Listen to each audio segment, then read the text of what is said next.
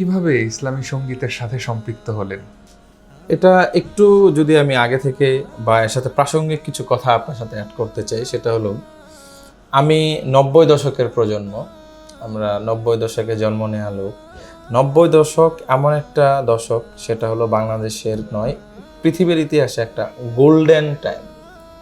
এই সময়কার মানুষজন পৃথিবীর একদম স্লোলি পৃথিবী যখন চলতো সেটাও দেখছে, আবার পৃথিবী এখন দৌড়ায় ফাস্টলি চলে সেটাও দেখেছে। আপনারা যদি একটু বোঝাই তাহলে বুঝবেন।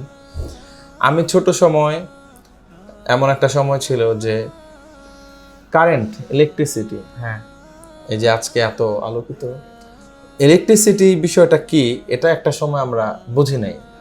যেহেতু ছোট সময়ের একটা সময় আমি গ্রামে ছিলাম, সেহেতু আমরা ওই সময়কে আমাদের এলাকায় ইলেকট্রিসিটি ছিল না। তখন আমরা সোলার, এটাও আরো অনেক পরে আসছে, মানে একদম শুরুর দিকে না, আমরা বলা যায় যে ২০০০ সালের দিকে আমরা সোলার পেয়েছি। এর আগে মানুষ কপি, তারপরে হারিকেন, এগুলো দিয়ে চলাচল করতো। বিভিন্ন টর্চ লাইট ছিল, তারপরে মোমবাতি ইত্যাদি ইত্যাদি, এগুলো দিয়ে মানুষ জীবনযাপন করতো। এবং আপনি দেখেন, আপনার মনে আছে কিনা যে মোবাইল মোবাইল আমি ছোট সময় যেটা দেখেছিলাম যে টেলিফোনে কথা বলা যায়। এটার কিভাবে কানেক্টিভিটি হয় সেটা হলো তার কানেকশন ছিল। হ্যাঁ, হ্যাঁ। কিন্তু আমরা ৯০ দশকে দেখলাম যে এমন এক যন্ত্র আসলো যেটা তার মার ছাড়াই, কোনো কানেক্টিভিটি ছাড়াই, নেটওয়ার্কিং এর মাধ্যমে কথাগুলো ভেসে চলে আসে। জি, জি। এগুলো ৯০ দশকের।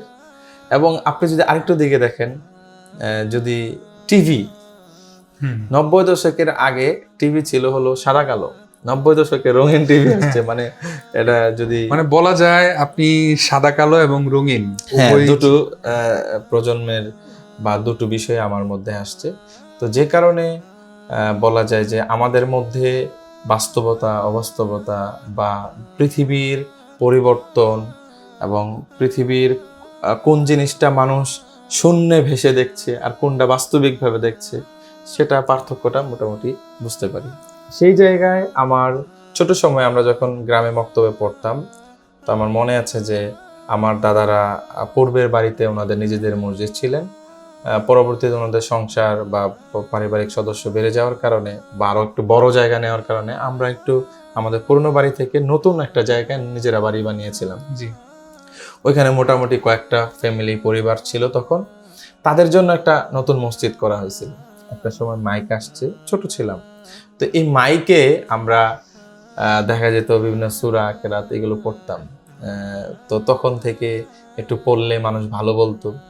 তো সেই জায়গায় কিছু নাশিদ শোনা, আপনার মনে আছে কিনা যে ওই সময়, তৎকালীন সময় কিছু নাশিদ মানুষ শুনতো। বিভিন্ন দেখা যায় মাটির পিঞ্জিরা জি, জি। ভাঙিয়া চড়িয়া, তারা সাবধানে থাকি ওনার এই পর্দার আড়ালে।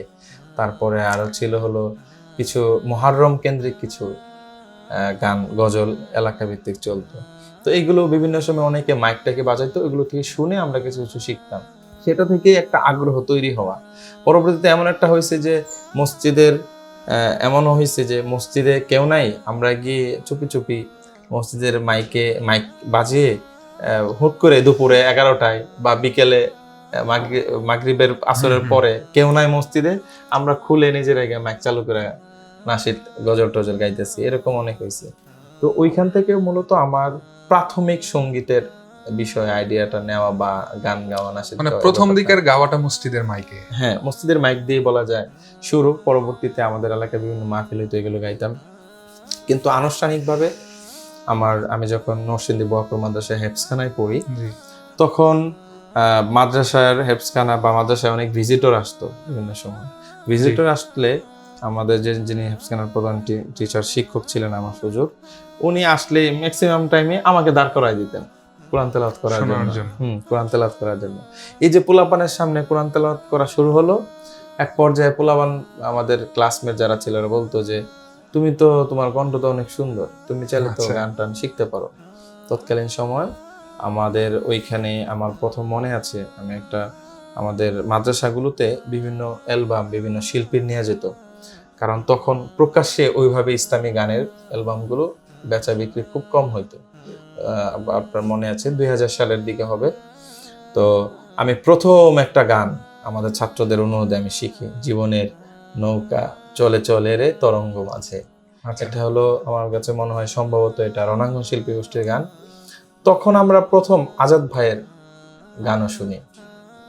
তো সেই গানের মাধ্যমেই একটা প্রোগ্রামে আমি এই গানটা গাইলে সবাই আমাকে তখন একটা প্রতিযোগিতাও ছিল, প্রতিযোগিতায় আমি 1 নাম্বার হয়ে যাই, মোটামুটি ব্যাপক মাদ্রাসা জুড়ে নাম ছড়ায় পড়ে।